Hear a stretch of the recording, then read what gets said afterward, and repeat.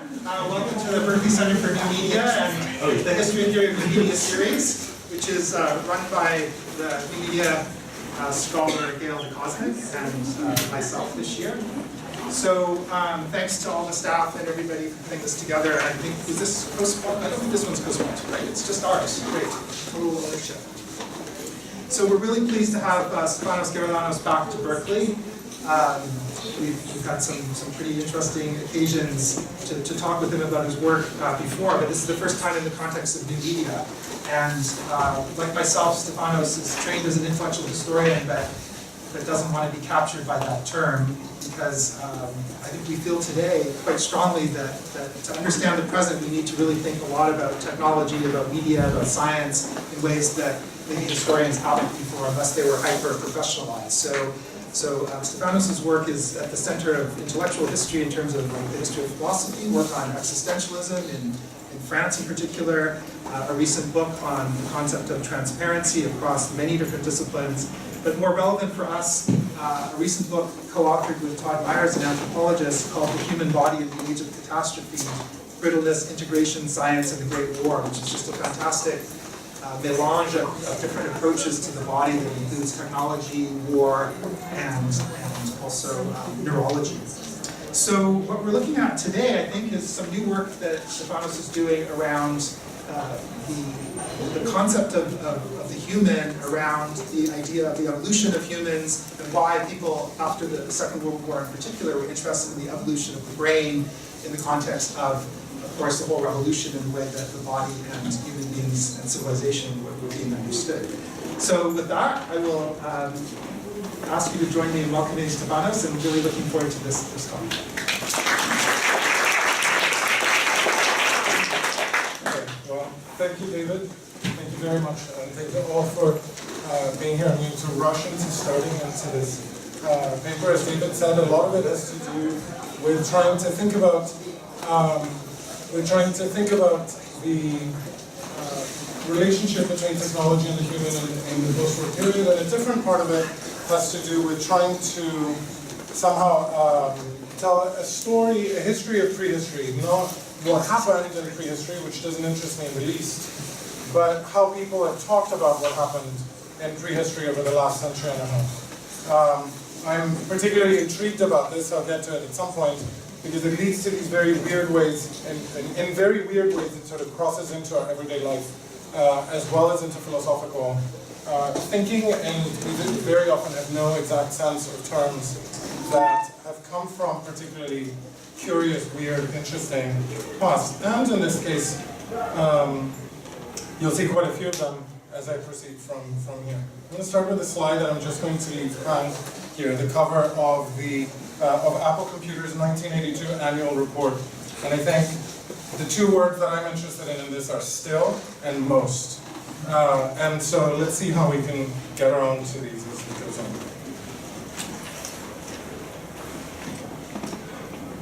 So it is one of the most famous sequences in the history of cinema. An ape, a somewhat generic and active-looking ape, visibly performed by a human actor aping apes, encounters a big granite slab, and under its enigmatic influence, he begins to hammer a heavy humerus or femur bone against other bones. With Strauss's Also sprach Zarathustra as a backdrop, he fashions for himself something more than a weapon. He fashions a consciousness of the bone as a weapon. He glimpses the felling of it appear. He rises toward this sort of ecstasy of rising bones, of smashing bones, fragments in a skull, and then he returns to a battleground in contested territory where he murders an adversary with his new contrivance, a bludgeon that doubles as a dagger. As is well known, Stanley Kubrick's 2001: A Space Odyssey owes very much to Cold War paradigm developed by a man called Richard Ardrey, following on the work of the Australian-born South African anthropologist Raymond Dart. Dart and Ardrey presented man as emerging out of Australopithecines thanks to their assumption of violence and their development and defense of territory. In his famous 1925 The Nature article, reporting on the discovery of the Tom child, Dart proposed that our troglodytic forefathers, as he put it, had benefited from a hostile environment. quote, open veld country where competition was keen between swiftness and stealth, end quote. That's the tongue child at the top. That milieu, together with a fierce and bitter mammalian competition, as he put it, furnished a laboratory such as was essential to human evolution. In 1953, Dart described as predatory the transition from ape to man, speaking of the, quote, sanguinary pursuits and carnivorous habits of proto-men in the blood-bespattered, slaughter-gutted archives of human history. For him, implements were either wielded and propelled to kill during hunting, or systematically applied to the cracking of bones and the scraping of meat for food. He continued in prose that is way too gothic to skip. Either these, this is a quote, either these Procrustean proto-human folk tore the battered bodies of their quarries apart limb from limb and slaked their thirst with blood, consuming the flesh raw like every other carnivorous beast, or like early man, some of them understood the advantages of fire as well as the use of missiles and clubs. There are other parts about eating brains and so on. It's an amazing style that comes in. Ardrey, besides famously spreading the killer ape idea far and wide in African Genesis, notice the yellow eyes, and also in the book The Territorial Imperative, African Genesis dates to 1961, The Territorial Imperative 1966. He turned them into an explicit popular paradigm about prehistory in the present time. Quote, killer apes are immediate forebears, end quote. He began, offering himself and Dart as vanguards of a new enlightenment that theretofore had supposedly existed underground, seeking light under darkest cover, and discovering in this deep, dark past the origins of atomic destruction. He also made explicit a certain racism. Quote, the African independence movements are rapidly converting a continent into something approaching a political state of nature where primitive human behavior may be observed not as we should wish it to be, but as it is, end quote. That's from the Territorial Imperative. Kubrick's 2001 was released in 1968, the day before Martin Luther King Jr. was assassinated, the day before the Apollo 6 crashed at launch time. It normalized Ardrey's scene, including his claim that, quote, far from the truth lay the antique assumption that man had fathered the weapon. The weapon, instead, had fathered man. 2001 also drew on two other traditions that concern prehistory. The first of these involved a human confrontation with cybernetics, obviously in the film with HAL 9000, the computer that compels the ape with bone logic to return and to lead to its inexorable utilitarian conclusion. Destroying HAL, astronaut Dave reasserts what Moira Weigel calls tech humanism, the logic by which Europeans and Americans asserted themselves and continue to assert themselves as superior to the technology that they have made. The second tradition, derived from a paleontologist and Jesuit philosopher, Pierre Teilhard de Chardin, who saw humanity as transcending itself across history toward an eventual mystical union with God. In the famed colorblind sequence toward the end of Kubrick's film, in the deathbed scene that follows, and in the climax with that noosphere-sized fetus that confronts the Earth, the film aestheticizes Teilhard's ideas of this rise toward another superhumanity. Put another way, 2001 stands at the intersection of three metaphorical and aesthetic engagements with prehistory. They came to define much of the popular and intellectual understanding of human origins and futures. And out of this film's management of the ape with bludgeon prehistory, human-computer confrontation, and self-transcendence, I should like to open toward an understanding of the different ways in which technology and prehistory became intertwined in the post-war period. In particular, I want to suggest that there were two parallel ways of thinking about technology and its role in human prehistory that developed in the 1950s through the early 1970s. These are two conceptions of nature and technique. The first is the Dart, Ardrey, and Kubrick scenario that I've been talking about so far, which posits this gory out-of-Africa hypothesis as the origin so distant yet so close from the now dawning atomic and space age. Its motor was violence. Linked to the work on aggression by Konrad Lorenz and Desmond Morris, whom Ardrey knew, supported, and cited, This argument also parallels the moment when the search for the physiological basis for aggression became something of a neurological holy grail in the mid to late 1960s, when it became the object of government funding and collaborations between neuroscientists interested in aggression and state violence. Only by reharnessing aggression could Dave kill off or deactivate HAL 9000 and move into this Teilhardian self-transcendence. As the bulk of my talk will be devoted to presenting the stakes of the second line of thinking, I want to make another point or two about the killer apes tradition. So I'll return in the end to comparing the two lines of thought, but here's for some things to keep in mind. The first point to be made is that the killer apes approach carried a specific humanism, especially due to its popularity and its position in the narrative of human origins. It was deemed earliest in history, and the argument of violence hence became plastered across paperback after paperback, magazine after magazine. Paleo artists depicted it with gusto. Consider, for example, the scene depicted in the children's edition of Life magazine's 1965 Early Man, and generations of children took it in with as much creeped-out glee as mine did. I remember this image and had been looking for it for a long time before I found it. Humanism resided in this violent scene in the sense of both an overcoming of the violent ape and also in the persistence of that figure in us. If the human is fundamentally violent, we are called in this argument to both acknowledge our aggressive nature and to seek a superior ethic. This humanism is moreover heroic and driven into its self-overcoming into the Kubrick star child. The second point concerns what we might call the ontology or the ontological economy of this argument. Human beings emerge by an activity that renders them conscious and human. It does so very quickly, by the way. And that activity is violence and war. In the face, I guess we can stick to that. I wanted to show the image of where both the Kubrick scene and the paleo art come from, namely a 1963 film by Robert Gardner called Dead Birds, which includes a Danny war scene in Papua New Guinea.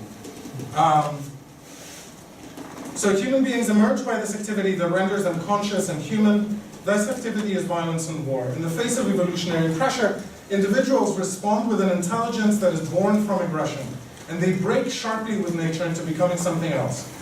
This is an economy based on that break. Individuals become tied to one another, to outmaneuvering this nature that is nothing but threat, to leaders in a totem and taboo style patriarchy, and eventually claimed artery to a Hobbesian social contract. This tradition's humanism can therefore only be fulfilled in the overcoming of these scenes, into this idea of a humanity that's moving outward towards space. Separated from earthly origins, newborn as a guardian of the universe. No surprise that in 2001, it is the computer, the perfected and autonomous tool, that emerges as the absolute threat to the human self-achievement, and that needs to be overcome with violence. Okay, enough about this side. The second technological tradition, to which I will now turn, can be named after Kenneth Oakley's 1949 book, Man the Toolmaker. Period-wise, it parallels the growing anxieties regarding the dematerialization and deproletarization of work that fueled debates in the United States, for example, from, let's say, Daniel Bell's Work and Its Discontents, The Cult of Efficiency in America in 1956, to his 1973 book, The Coming of Post-Industrial Society. Or in France, from Georges Friedman's Où va le travail humain, Where is Human Work Going, of 1950, to Andre Gortz's Goodbye to the Proletariat from 1980.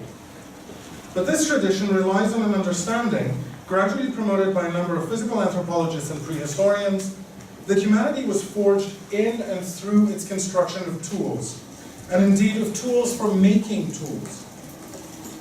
For these physical anthropologists, archaeologists, prehistorians, far more important than weapons or environments was this feedback loop that was generated by the use of tools and by their making. It was tools, not weapons, that made the human species, and it was tools that made it their extension. Let me begin here with Oakley and other British researchers who in a very empiricist way displaced skulls with teeth, hands, and pelvises, and more importantly with the making of the tools.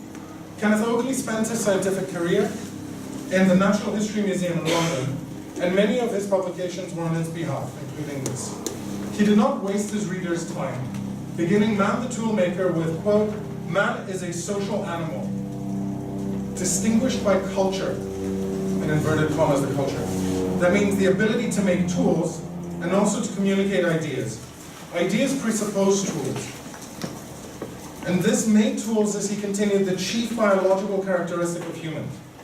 Oakley noted the doubts expressed by his mentor, Wilfrid Le Gros Clark of Oxford University, whom I will refer to as Le Gros from here on, regarding the sufficiency of tools for defining humanity. Nonetheless, he kept at it. Tools organize a specific human temporality, he said. By comparison to chimpanzees, which were then being studied famously by Wolfgang Köhler, humans could make tools to anticipate future events, and not merely in response to the immediate environmental problems they had to deal with. Le Gros' doubt illustrates Oakley's originality. Le Gros began his career as an anatomist and was drawn toward anthropology by his mentor, Grafton Elliott Smith. Grafton Elliott Smith was himself known for his controversial endorsement of cultural diffusionism, the belief that all culture came from Egypt, specifically Egypt, and for his legitimizing presence at the discovery, supposedly, or forgery, of Piltdown Man in Sussex. She's standing is the one with his finger pointing to the Piltdown skull.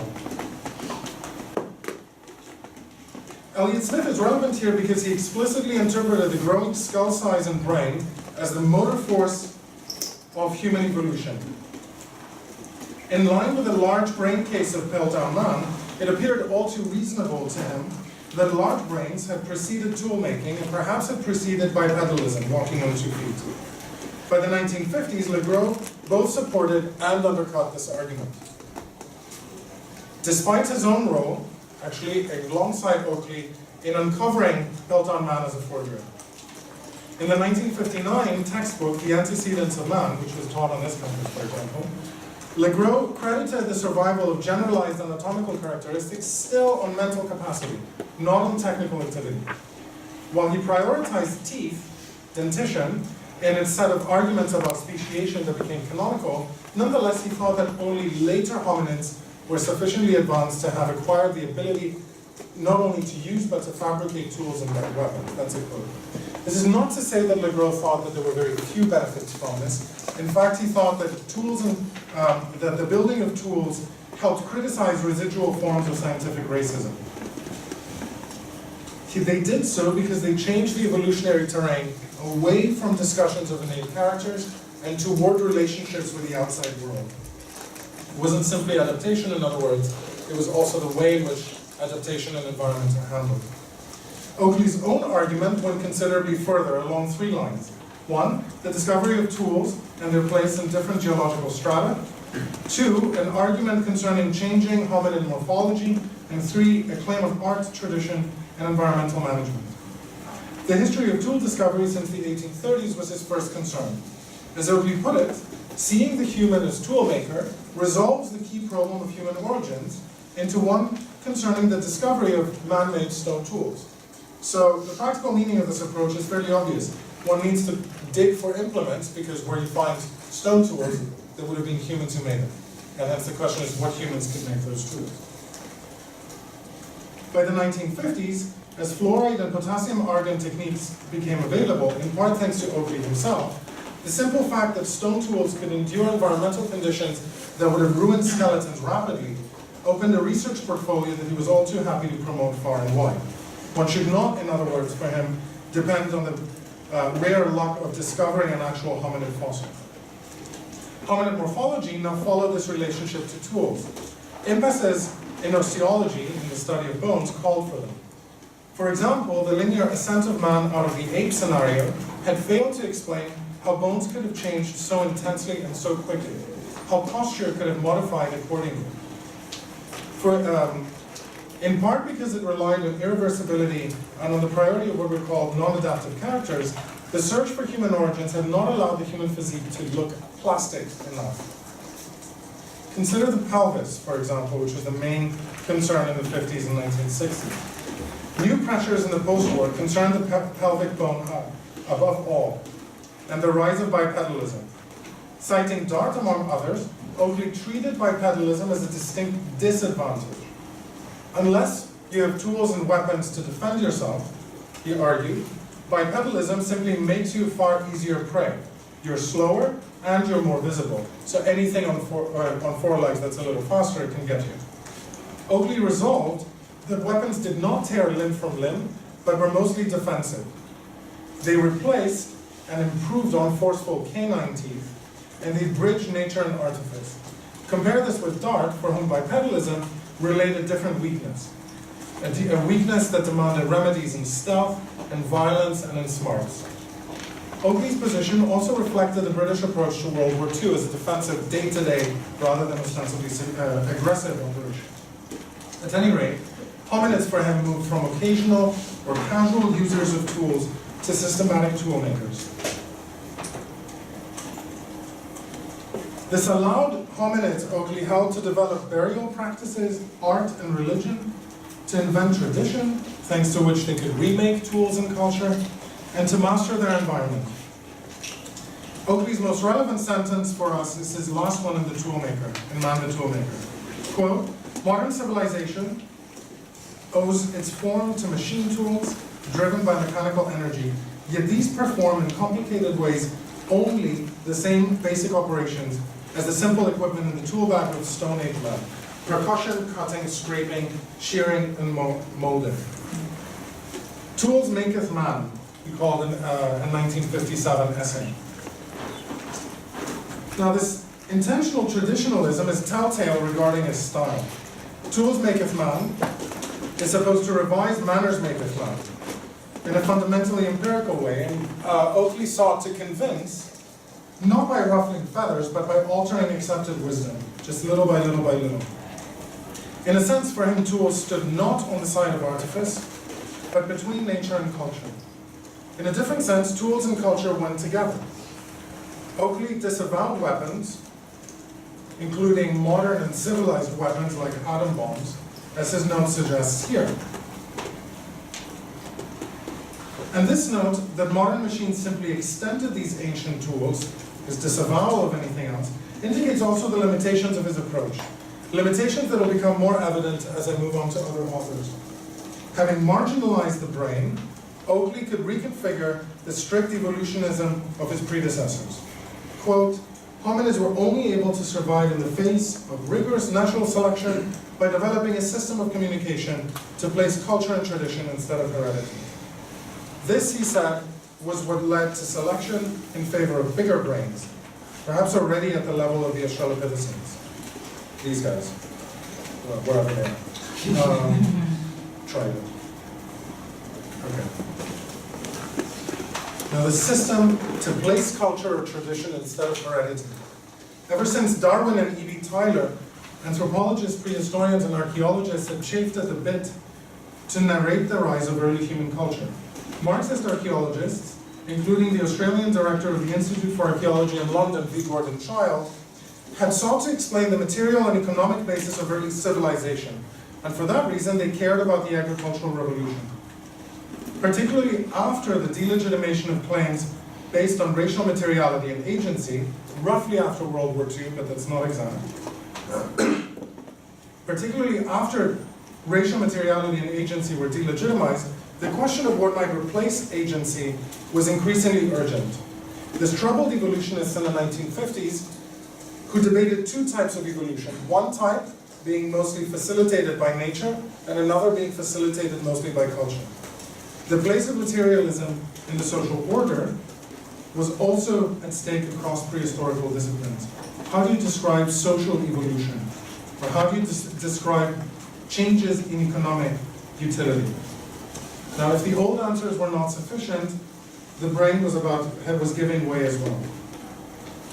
Now, the dynamic that began with Oakley's revisions of Legros became all the more significant once Zinjanthropus and Homo habilis were discovered in 1959 and 1960-61 in Olduvai Gorge by Mary and Louis Leakey, perhaps the century's most famous prospectors of fossils. I want at this point to introduce a new set of characters, the Leakeys among them, but also Franz Weidenreich, Sherwood Washburn, who taught here at Berkeley, and Geroulanos in Paris.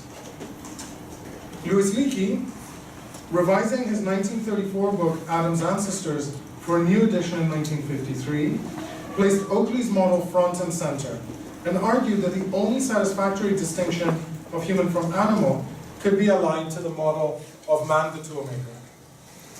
6 years after that, so if this is 1953, 6 years later, the discovery of Zinjanthropus, he named it, worked wonders for this definition.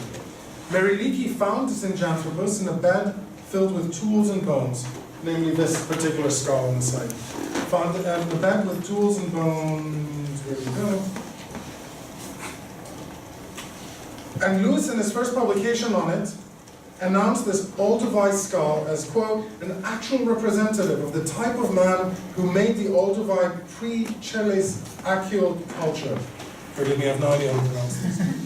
And the oldest yet discovered maker of stone tools. He explicitly dismissed that this could have been, quote, the victim of a cannibalistic feast by some hypothetical more advanced type of man, end quote. And gradually, doubts concerning this Zinjanthropus' capacity to make complex tools, and also his discovery of Homo habilis a year later, led to the understanding of a side-by-side evolution and competition between the two species. This YouTube clip, by the way, is amazing. Like, it's entirely worth watching. There are long parts about how he descends through time as he goes down the hill and so on. And what I'm trying to say is that they've spent 20 years looking for something to finally find it, and then they move full on into mythology. Supposedly this was filmed the very day that they found it. And you get the idea. It's all, well, like, how do you reconstruct this idea and spread it? So here's, if you read this image by contrast, you can notice that this isn't nearly as aggressive as I made it out to look before. They both seem to be in a relatively defensive posture. The Zinjanthropus are these ones on the side. They're running off. This isn't quite a kind of hyper-aggressive scenario as it was intended to look at that moment. Now, by 1964, the discovery of Homo habilis, those guys, had relegated Zinjanthropus to the Australopithecus genus, and Louis Leakey, together with his collaborators, was reorganizing older one culture to re-identify hominids with the tools. You can see how different their tools are in this.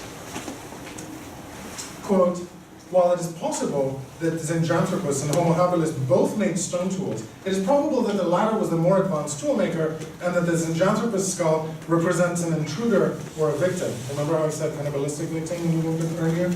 On a Homo habilis living site. Once more, implements were the key explanatory devices, mediators in a hominid environment relationship, a dialectic that was enabled by tool fabrication, and which in turn computed possibilities of survival and change. Zinjanthropus had died out, where the superior toolmaker, Homo habilis, had made it. Now, I'm going to get to Washburn in a minute, but I found this while looking at Bancroft Library this morning, and it's kind of cool. Washburn sends a letter to Kenneth Oakley in 1964, where he says, Leakey has been lecturing in the US and urges that all theories of human evolution be changed. Aside from differences in terminology, he seems to be advocating precisely what we have been teaching for years, that a creature with a brain much smaller than Java Man made pebble tools and was the first biped. You can imagine that was my morning moment of like, thank you. I've been so hoping to see something like that. Anyway, now still, in his brief 5-year life as a separate genus, Zinjanthropus, as you can guess I really like saying that name, contributed to the acceptance of the toolmaker argument with a more radical synthetic, morphological, and theoretical discussions that were linked to it. He did so for 3 reasons.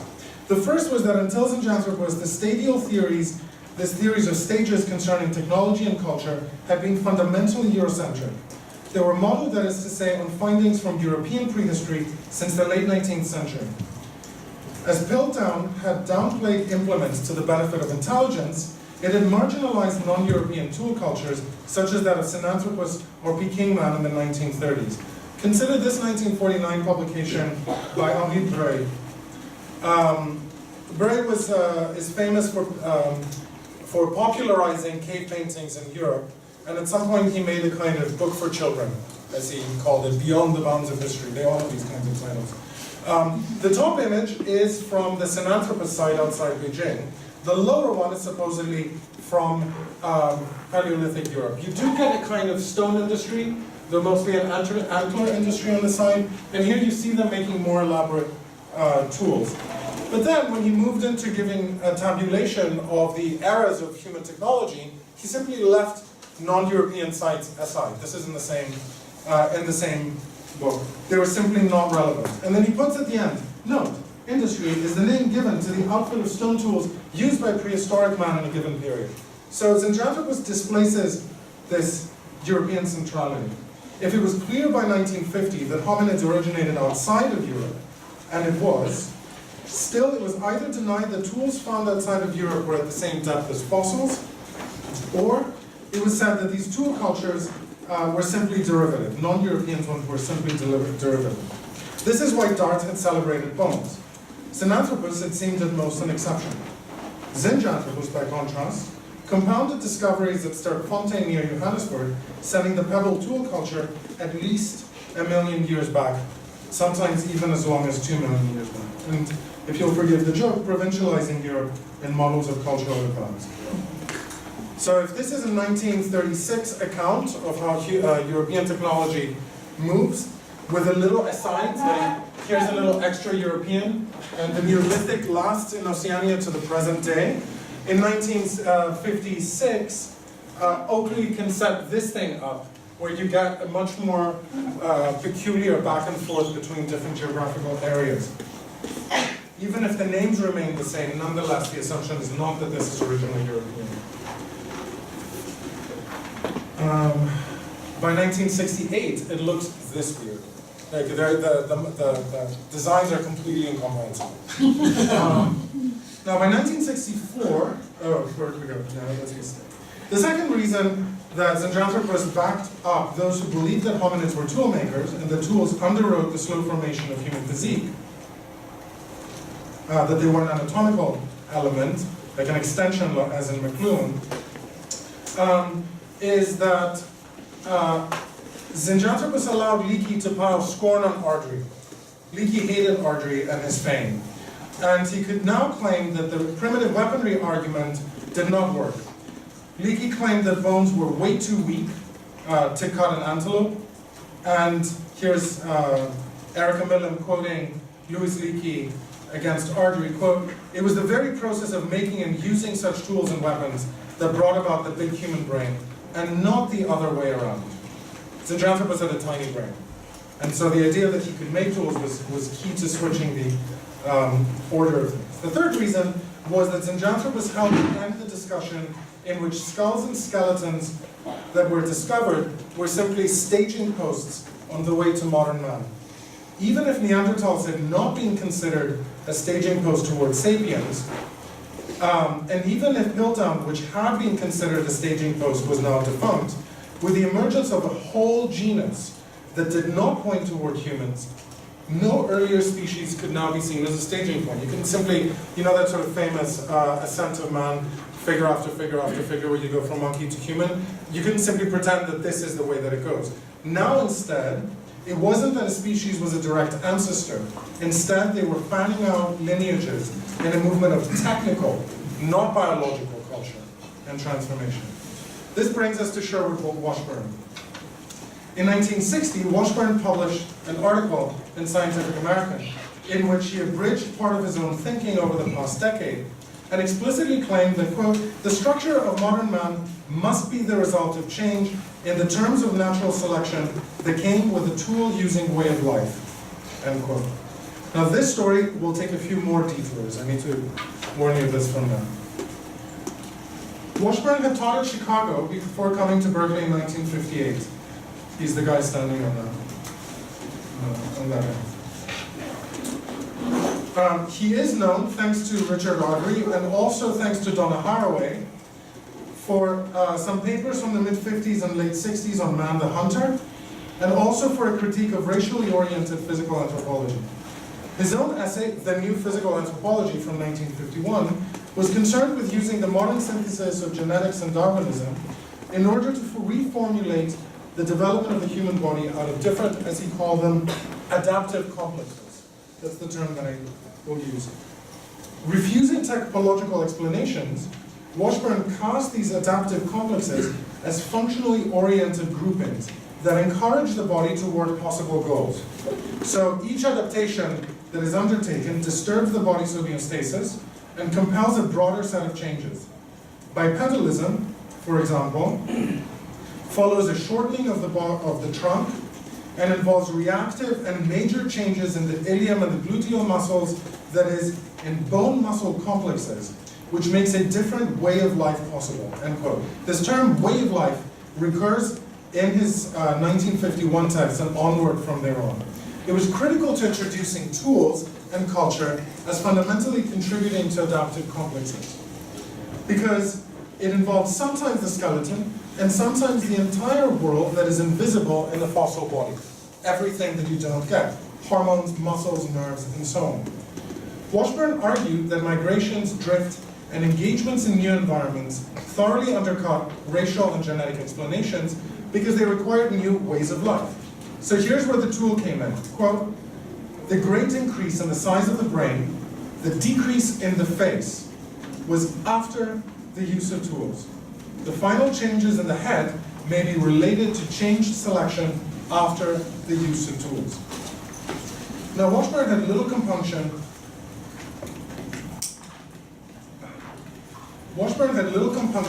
Asserting a geopolitical basis for the earlier primacy of the brain. He tied this primacy of the brain, and Piltdown with it, to English and French educated scientists, ones coming from long-distance colonial and imperial cultures, by contrast to German educated and Eastern European educated intellectuals like Franz Weidenreich or Aleš Krdulička, who had trained in the more diverse Central Europe and lived away from Europe's periphery, Europe's imperial periphery, let's say. This claim is completely specious. First of all, Weidenreich and Krdulička had both trained in France. But because it's specious, it's all the more illustrative, I think. For them, Washburn noted, skull sizes were indifferent, because evolution did not require the skull. Washburn instead endorsed Franz Weidenreich's model for evolution, not a classic tree model, but a matrix, where species and races had been separated by paper-thin differences at most, and had consistently interbred, pushing the body in myriad directions.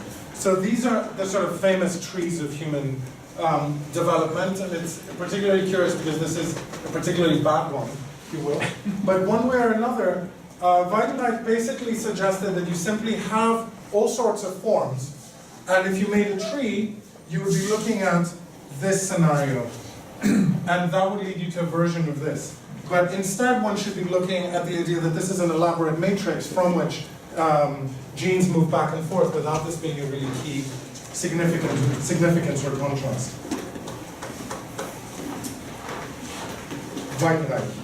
Franz Weidenreich had worked on Peking Man, or Sinanthropus, in the 1930s, and he's better remembered for his polycentric hypothesis of human evolution, this thing, and for a rather delicious stunt targeting racial typologies, where he matched up the mummified head of Ramses II with the death mask of Frederick II of Prussia to mock the celebration of Frederick's Aryan nose.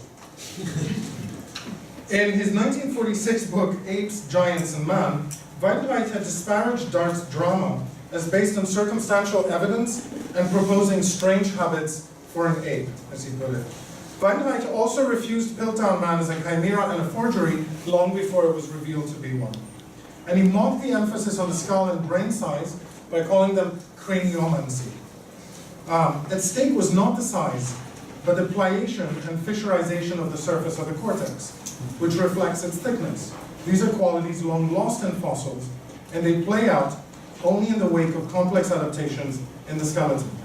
In other words, one should not look at skulls or sizes, but rather, which would only give us, at most, a close link to upright posture.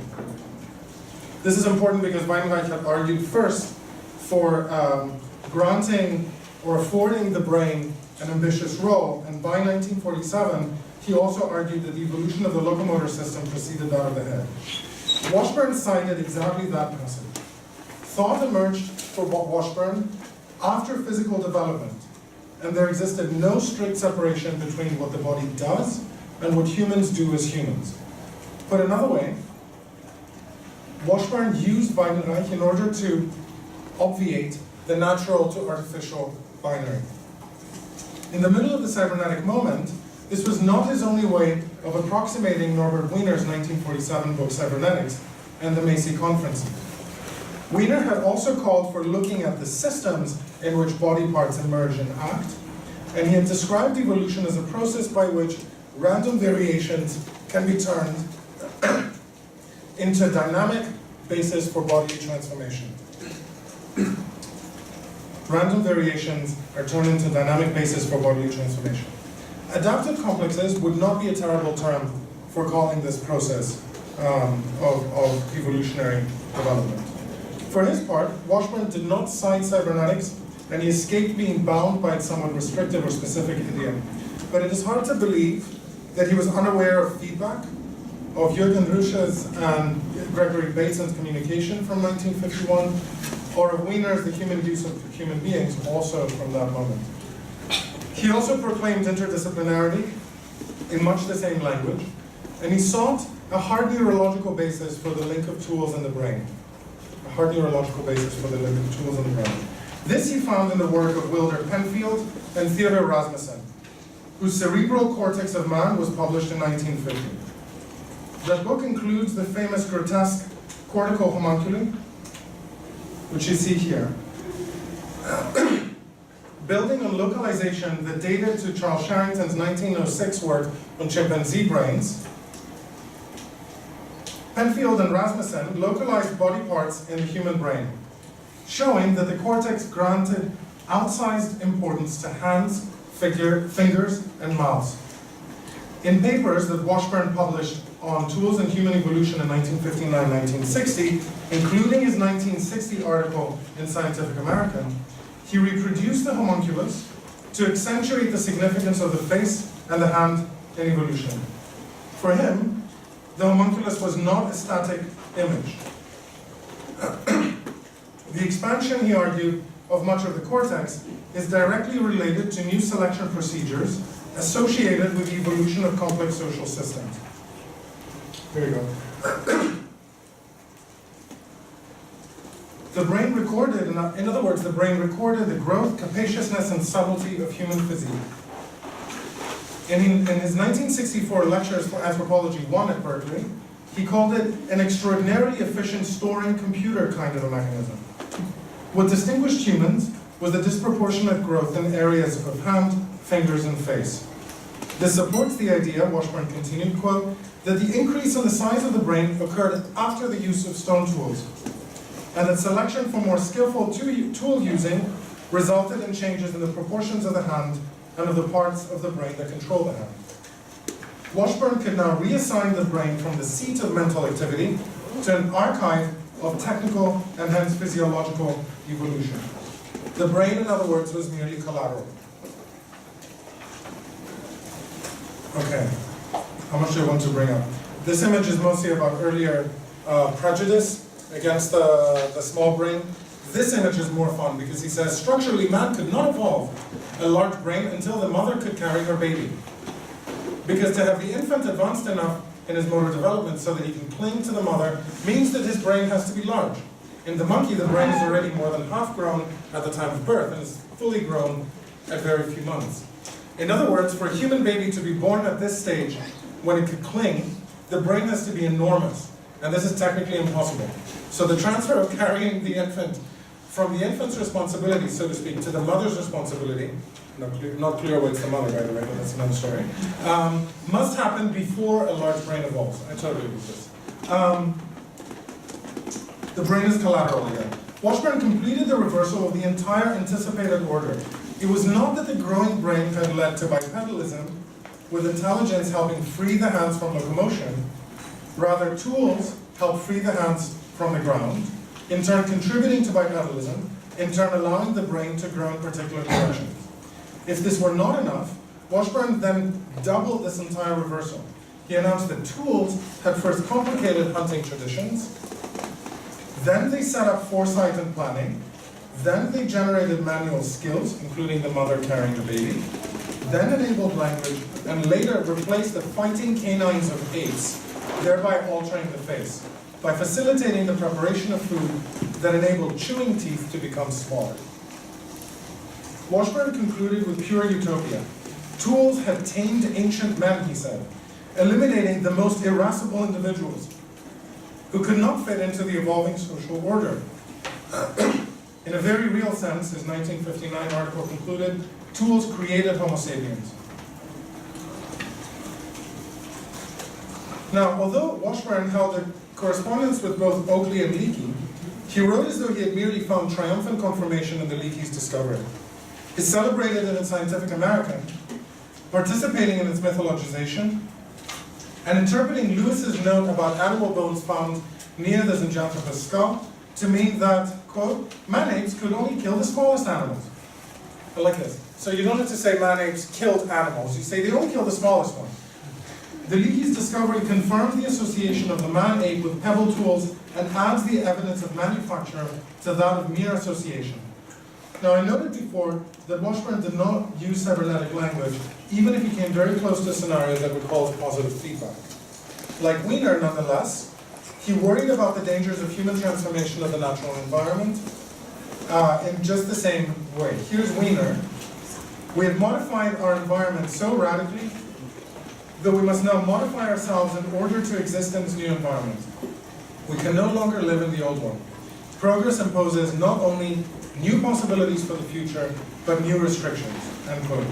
Washburn in 1960 concurred, quote, in the midst of the latest tool-making revolution, man has achieved the capacity to adapt his environment to his need and impulse, and his numbers have begun to crowd the planet, end quote. Now, I'm aware that this plot line has taken a number of turns. As part of what was at stake was to establish the caste, Zinjanthropus, Weidenreich, the cortical, homunculus, the cybernetics, before getting to my final character for the toolmaker tradition, André Leroy-Gourmand.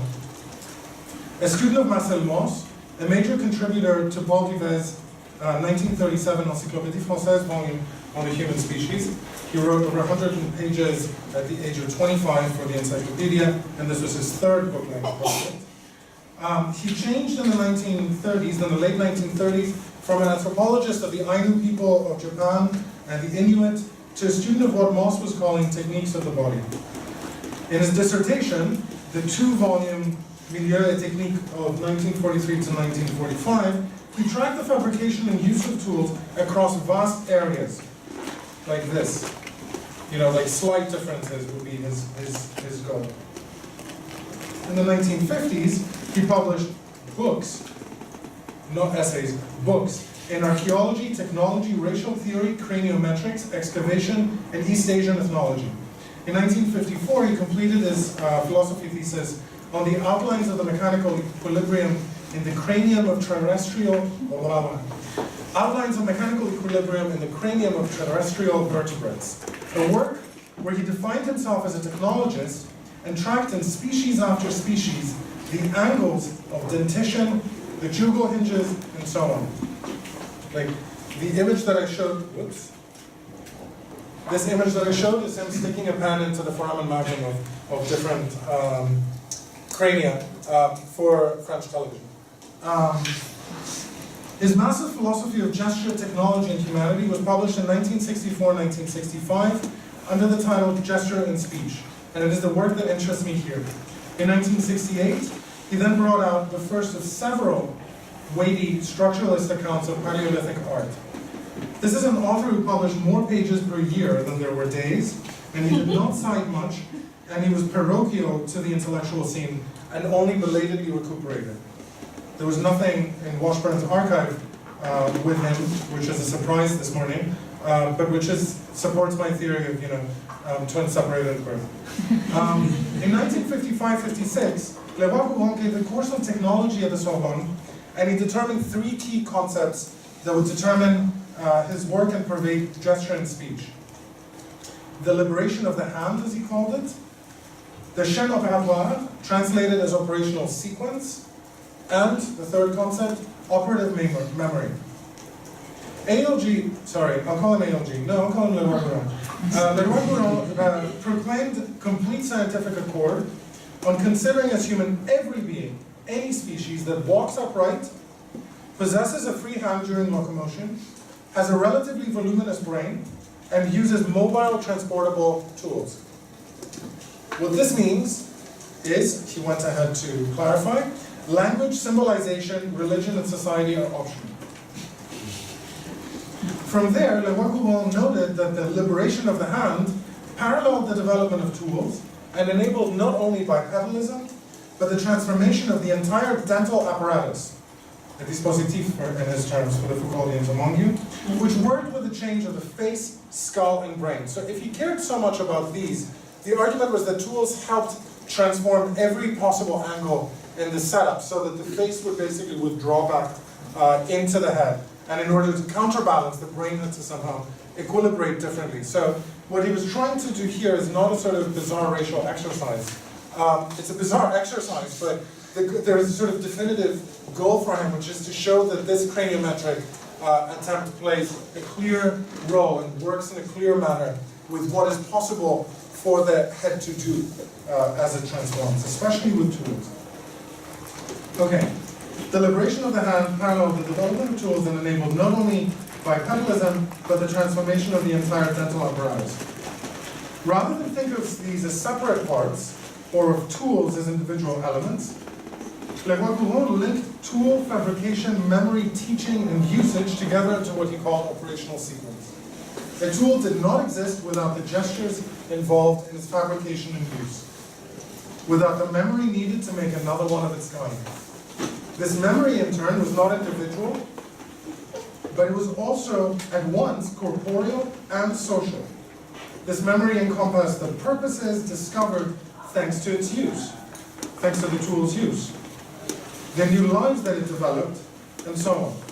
Thus, he said, operative memory was exteriorized. Unlike other animals where memory remains internal, here it joined anatomy and society into the gestures needed for tool making. And in this way, implements became parts of a social sequencing, a human economy, as he later called it.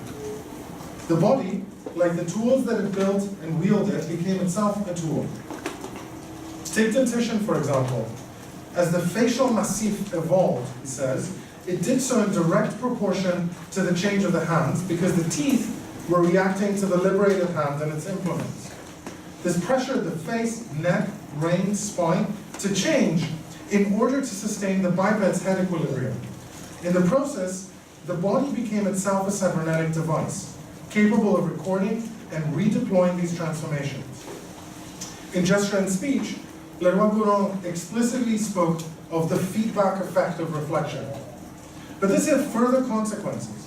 First, the liberation of the hand was not a process specific to humans. It had begun far earlier, in a sense, so that both humans and apes belonged to it. It's as though the liberation of the hand from the ground was a gesture or a movement of its own. There was nothing that's special about humans except that they were defined, even physically, by their tools. Tools, he said, are part of the human anatomy. So these stones are as much part of it as the bones that we carry inside us. The second point was that society absorbed memory, and it shared it in this broad dispersal of apparatuses that had to do with self-transformation. The relation of society and technique is not caused by society or by biology, but by what he said is a two-way flow, springing initially from the world of matter. Not even Washburn was this explicit. Like Washburn, but already in 1955, Leroy-Gourand cited the work on the central sulcus, Lorenzo's fissure, which is the work done by Penfield and Rasmussen. And he noted that the face and hand took up 2/3 of the sulcus.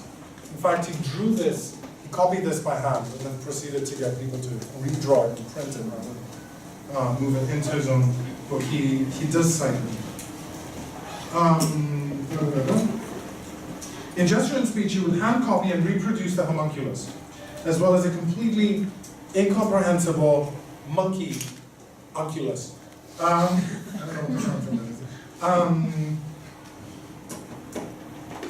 In undated lectures on evolution from roughly the same period, clearly post-dating Piltdown and Proceedings in Janthropus, he repeated his thought that there was a liberation of the head from its thoroughly bound position in the lizard, followed by the liberation of the hand. The role of tools was once again pivotal. Let me keep this first quote at the top. The tool, he says, does not exist outside of the operational sequence, and even in that sequence it is not the pivot, and in any case, not the basis of operational memory. It is instead an efficacious and momentary element. When we speak of techniques, we have to think not of a museum vitrine full of tools, but of a sequence of gestures, the tools in themselves included in it. The gesture tool in evolution is found in mechanization in the machine tool. The gesture is movable, integrated in mechanics. A single simple gesture in the worker unclenches in the machine a whole series of gestures that have been locked into a complex apparatus, which has rendered the tool immovable. Now, once Janthropus came into the picture, Le Coulon bought into the hype. Despite publishing well after the Homo habilis discovery that his contemporaries thought sent Janthropus back to the apes, he too celebrated it as hard-earned proof of the tool theory. Not only did it for him break the linear line that went from ape to man, not only did it prove that the man-ape had been a 19th century fantasy, the Janthropus in fabricating tools generated une véritable conséquence anatomique, a true anatomical consequence. It confirmed that technicity derives from zoology, from material, from matter, from bodies, and even more so that it completes the hominid, or human being. And Janthropus was in this regard definitively human. So even if it was relegated, he couldn't care less. He would just keep using it at will. It had the anatomy that required tools in order to be complete. This was so even if its brain was small, and even if, as he put it in a 1983 publication, had a really disconcerting appearance. I don't know why he made that. Anyway, Chessman Speech deployed these arguments in a claim that elaborated on the construction of social rhythms. Language followed tools, he argued. It exteriorized our evolution. Then the city followed, and also this elaborately symbolized and produced temporality that came from the industrialization of toolmaking. In the passage that I cited above, let's see, right, in this passage above, the tool does not exist. Note that in the second half, he talks of a complex apparatus which has rendered the tool immobile. The human economy became similarly immobilizing, with tool humans becoming ever more specialized and less capable of movement. What results from this is a schema of ecological destruction coupled with a technology. This remains decidedly human, far outpacing the skeletal being itself. In the well-known following passage, universalization is doubled by a universal society becoming the chief consumer of humans. I'm going to just read the quote, the underlying passage. In this way, he says, human society became the chief consumer of humans through violence or hard work.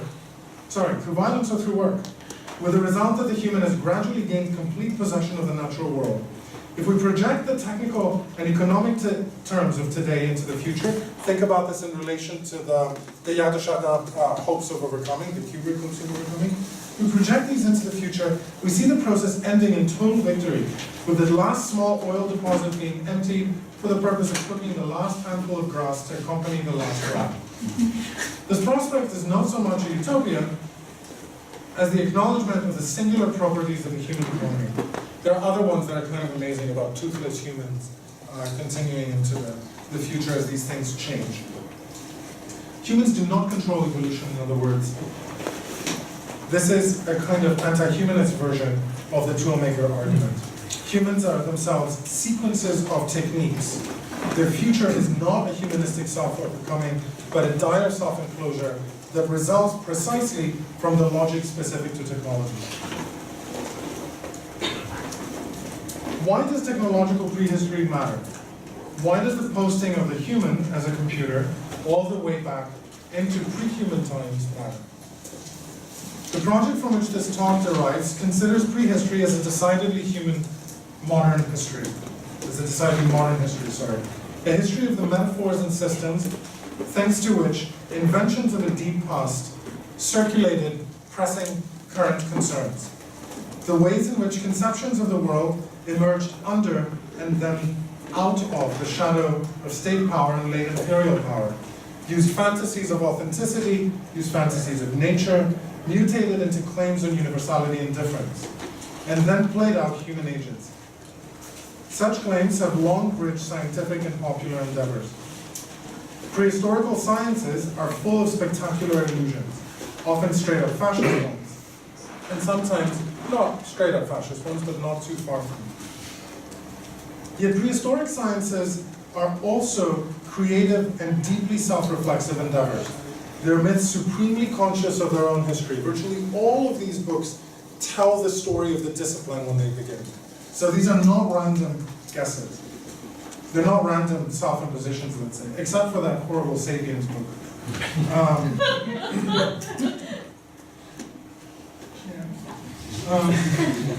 So they're creative and deeply self-reflexive endeavors. And they're committed to very real pursuits of a schema that would best explain empirical data. They're commitments to resolve unanswered questions of a very nettlesome kind of knowledge, a kind of knowledge that pressurizes methods into dealing speculations about origins, origins that cannot but must be known, origins that have to be invented, and over which a matrix of knowledge has to be thrown. They open up a field that allows for, so prehistorical studies open up a field that allows for a critical historical approach about scientific activity, philosophical claims, technological possibilities, popular knowledge, political power. So instead of directly addressing the question, why does technological prehistory matter, I want to conclude by spiraling toward a different one, namely, what is a tool? One answer to the question, what is a tool, was offered by contemporaries who found great inspiration in this approach. The first obvious affinity is between Washburn, Leroy-Gourand, and Oakleys' approaches on the one hand, and that of Marshall McLuhan. Closest perhaps to Leroy-Gourand, McLuhan downplayed the materialism inherent in these tools and in the skeleton as a tool. His images of the global village, as it were, play on just the sense of the social as a technical or mediatic exteriorization of biology. The text down here participates in this. It's less material, but it becomes mediatic and technical instead. Gregory Bateson's own theory of evolution, articulated in the early 1960s and republished in his 1973 counterculture classic, Steps Toward an Ecology of Mind, offers a second case. Bateson doubled down on the cybernetic language, and closely echoed Washburn's sense of adaptive complexes. Quote, the individual organism is a complex organization of interdependent parts. A mutational or other genotypic change in any of these is certain to require change in many others. So a hypothetical pre-giraffe, which had the luck to carry a mutant gene, long neck, would have to adjust to this change by complex modifications of the heart and circulatory system in all its body. The third figure of figures were, of course, Gilles Deleuze and Félix Guattari, when anti-Oedipus used Leroy-Gourand in direct support of their own understanding of the body as made out of design machines. They directed this point on the evolution of the face of the hand toward a phenomenology unbound by consciousness. They agreed with Leroy-Gourand on external socio-technological pressure, and they called for a deterritorialization against that socio-technical pressure. And they later proposed in 1,000 Plateaus in 1980 that we think of the body as alloplastic, as constructing itself by engaging its others well before it had become human. There are other influential and relevant intellectuals, as well as entire groups in France and the United States that try to think technology and its teaching. For example, the Groupe de 10 in France. The coolest part for me was that Donna Haraway actually wrote about Washburn. That she wrote critically of other strands of Washburn's work feels almost too good to be true when we recognize the extent to which she reused some of his own arguments in building the feminist cyborg. All of these thinkers pursued further the meaning of tools in the wake of this tradition. When I began, I treated the artery dart paradigm, when I began here, I treated the artery dart paradigm as coextensive with the Yadojav's transhumanism. Instead, in these thinkers, we find the tool as affecting a decentering of the human, a locking into place that threatens overcoming. The classic reference for this, or the easy reference for this, would be the Apple report that I showed you, is still the most extraordinary computer. There are now other very extraordinary computers. And also you can consider the human in Blade Runner. That would be the second reference where it's locked and unchanging. In their different ways, Deleuze, Bateson, Harrowing, and to a lesser degree McLuhan, pursue a kind of materialism that had become fundamentally dynamic across this process. Without abandoning Marx, this materialism often demanded that one move away from dialectical materialism had to be made. It could not be a dialectical materialism too easily abbreviated into phenomenology or to philosophy of history. It had instead to be a dynamically materialist version of both body and politics. A tool in one's hand becomes not a medium or a part of an action, but what remediates the body itself into a tool. The body could no longer be confined to the organism versus environment problem that had defined physiology, but instead it became built and rebuilt constantly, subdivided and reconstructed by way of these functional adaptive complexes, or these assemblages, to use Deleuze's word. That the politics of these figures differed so much should not dissuade us. This was no facile, easily dismissed postmodernism. It was a detailed attempt to liberate the face, hand, stone object and matter itself, and to think of them as moving technologically across this entire scientific complex, in turning everything into tools, whether stones or pelvises or machines. In radically expanding these tools, these thinkers played out the dream and anguish that technology, now that it had escaped manually powered human industry, was capable of dissecting the human all the more, at the same time that it powered ecological catastrophe and unbound technological transformation. In the process, the same thinkers forgot about the argument on violence that came from Todd and Artery. And in a way, this technological argument lost to two things. The man-the-hunter argument that followed from Todd and Artery, one, and Jane Goodall, who's the other key figure at this point, because the shift became a shift to studying chimpanzees now. But I think I'm going to stop at this point with the sort of darkest, least utopic possible version that comes out of this closing of the human.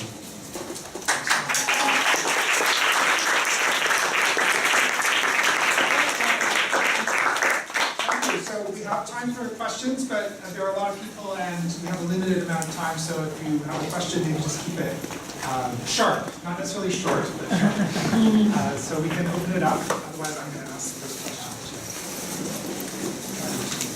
Yes? You brought it up. You described Sapiens as horrible. Could you expand? Yeah. First of all, Sapiens is a book written in a kind of easy fantasy of technological self-satisfaction.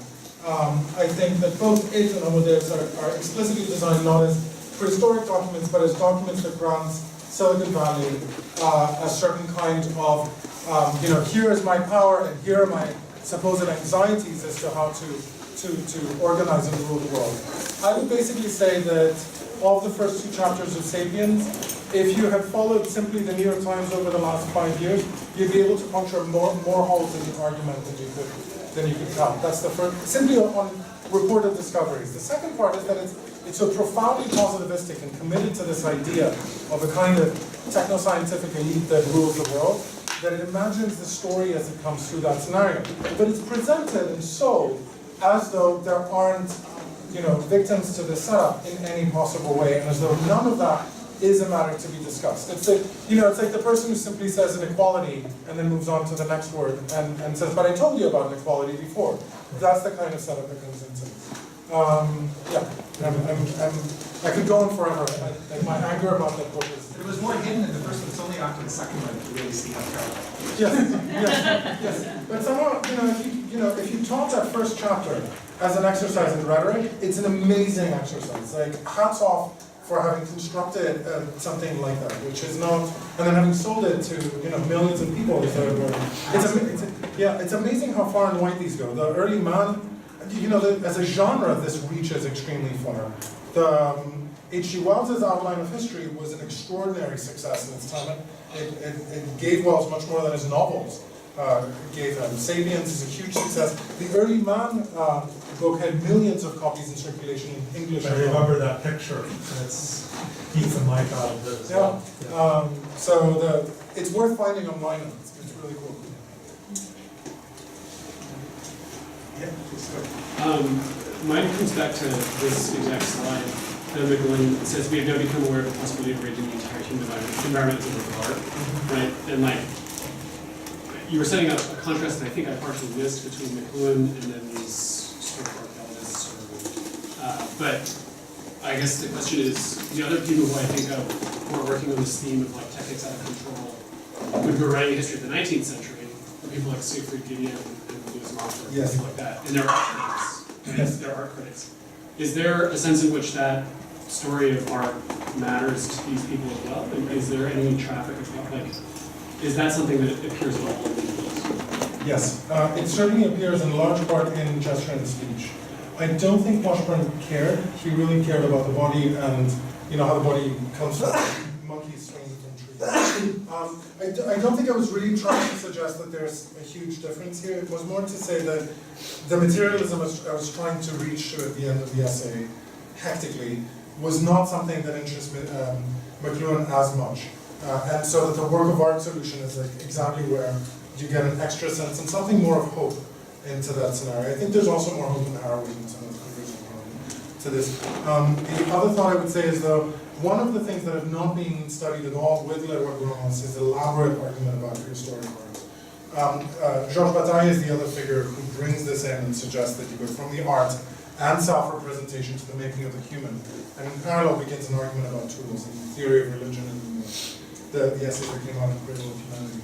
But Geroulanos develops an elaborate, bizarre argument that I think the bisons are male and the horses are female and cave are, and he just goes on for like hundreds of pages. It's kind of amazing. Do you know that, like, as much as I love this book and I find it super compelling, interesting how it influenced Deleuze, Derrida, and others in this fashion and was kind of hidden in its own way, I then look at that and I think if this is the same person writing this, there ought to be some suspicion going backwards as well as some sort of reason for reading that forward. Can I just jump in about the hope? So what was interesting for me is that distinction between the kind of war techno. I hadn't realized that there was such a big difference there, and it's not just like the kind of nice Jane Goodall age versus the other, but there's something more there. But coming back to Geroulanos, he says in Gesture and Speech that because of the fact that as you showed so clearly, that the human body, the brain, the mind, society, and technology are all part of a kind of complex system, that this exteriorization might lead to what he calls the anthropological twilight of the human. In other words, that with artificial intelligence in particular, that the most interesting parts of the brain's function, let's say, are now being exteriorized in technology that might become autonomous. And the reason I bring it up, if this is at all clear, is that you could go back to 2001 on precisely that note and say, it's not exactly a utopia, it's not a dystopia, it's more like a lament, that the decline of the human and that the future of evolution will be purely in the realm of technology. And that's kind of like what Hal might represent as well. So that's not really a question, but more asking whether you think Geroulanos' idea of artificial intelligence, which is like in that book from 1964 or something. 64, 65. Yeah. And What you make of that in terms of these more kind of humanist accounts? Maybe there's nothing to say except that. No, I mean, you said several things. One is, I do think that I drew a little bit of a distinction that comes into the intensity of certain arguments. All these people cite one another. Dart cites them, they cite Dart, but they really try to push away from that particular scenario. So this is not simply a heuristic distinction. They have a deeply different sense. The sort of dynamically or not dialectically, but polylectically materialist approaches, I think, the key part here for them. I think that what will go on to get to the other side of this is, he has that passage, he says we're 30,000 years old, no change, no real change is possible without the loss of the hand, the teeth, and of right posture. An anodontic or toothless human race living in a prone position and using such forelimbs as instead possesses to push buttons is not inconceivable. Could these qualify as human beings? I think that it's both an anxiety and a support. The more anecdotal answer that's more biographical is that, which I didn't understand, is that ostensibly he has various Catholic crises of faith that ostensibly are involved in this. And so, in a way, there is really no transcendence of the human by the human, which is the key movement in the Teilhard. Instead, it is, it's Hal goes through the color blend sequence rather than Dave. I think in his argument, and Dave is like left in that pod in nowhere. I think that's very much the sense that he would have, and he would not mind that. I would describe it instead as, that's why I thought of Blade Runner, that in a way there's the pretense of being, the pretense of being human to fight back against the robot that has sort of escaped, and then you realize that you really were made of more or less the same stuff as it was. That's really, from my perspective, that's the anxiety that best represents it. So we need to be more about religion in the history of artificial intelligence. Mike? This is a literature I don't really know very well, but I was struck by the imbalance between the stress and violence, war, aggression, toolmaking, domination, nature on one hand, and the absence really of anything having to do with heroes, having to do with affiliative family, or anything that you would think of as somehow balancing that negative moment. So does this reflect simply a lack in the archaeological record? That we have tools, we have weapons, we don't have what the weapons would be, a family life, or is it somehow an expression of a kind of moment in this era of despair about what is the essential human condition, that we are basically more aggressive than we are loving or family or religion? I think Erica Millen's brilliant book, Creatures of Cain, covers a lot of this much better than I can. I think part of the argument is, I don't think any of this ever begins with the archaeology. It begins with all of these concepts that get, like complexes of concepts that get moved around. So the moment that they have better attention, that they pay more attention with Goodall, with others, into studying apes, the moment they have videos, reels. Goodall was trained by Leakey not only in stalking them, but also in presenting her work for an international public. That's what was ingenious about it. So then suddenly you had an attention to bands of apes that you haven't had before. And it was much easier to say, this isn't tournament taboo.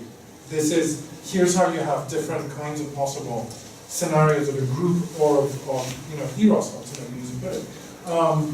And so there's both that returns and a deep anxiety not to allow Freud to win in this argument. This is this is deeply committed, let's say, or the violence argument, the artery argument, is deeply committed to an idea of psychology and physiology on reflex basis rather than on the possibility of the unconscious.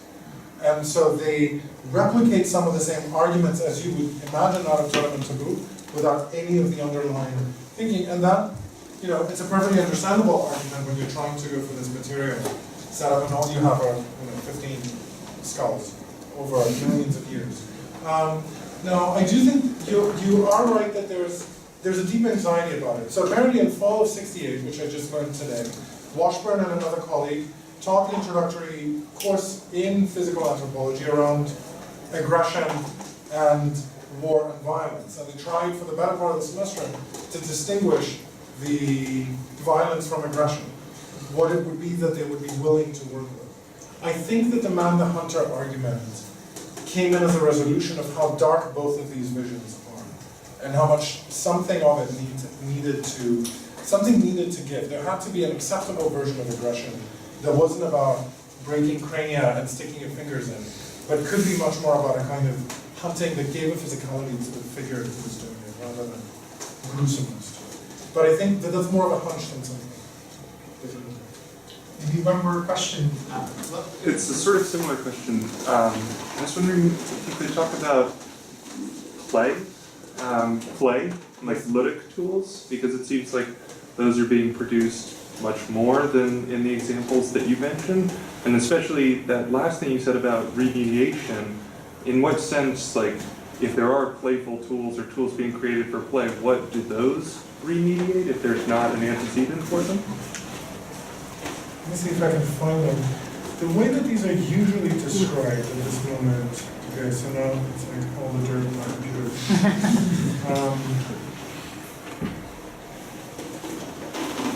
Maybe this is it. So you see, they're amazing. I mean, this is like, I don't think I've ever done work on which is more fun than this. So you see, they don't generally give you a sense of playing. They give you more of a sense of, you know, like sharpening, reworking. The idea somehow that this is too much hard work to make these tools. That the nappers that remake them become sort of famous characters of their own. One of them, I think, here. Tell me that he's here. You see, sort of like this whole technique becomes a whole scenario. So what you get are far less arguments on play than arguments on survival. Here you go. So this guy is NonEuropean, it's the other, it's the more famous person of the time. And he's kind of amazingly presented as, you know, a master toolmaker. He is knocked off the edge with his pipe, and you know, like the whole performance is a physical performance of the reconstruction. What I'm trying to say is I don't know about play, and they are obsessed with finding something to replace that scenario. Yes. I'm going to pull out the as a background. All right, I think we have to call it a day because it's 6:30, but I want to thank Stefanos and also